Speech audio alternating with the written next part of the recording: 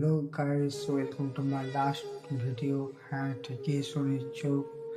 তো আমি কি জন্য ভিডিওগুলো আপলোড দিচ্ছি, তো সেটাই আপনাদের আজকে বলবো। তো গাইস, আজকে ডিউটি আসার সময় তো দুটো ভাইয়ের সঙ্গে দেখা হয়েছিল আমার, ঠিক আছে।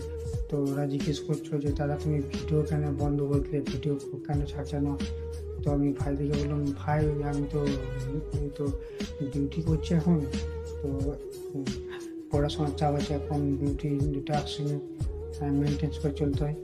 তো সে জায়গায় ভিডিও শ্যুট করো, আবার এডিটিং, অনেক কিছু। তো সেগুলো এখন করার টাইম নেই। আগে ঘুরেছিলাম, তো টাইম ছিল, তখন ভিডিও ছাড়তাম। তো এখন সে টাইমটা হচ্ছে না।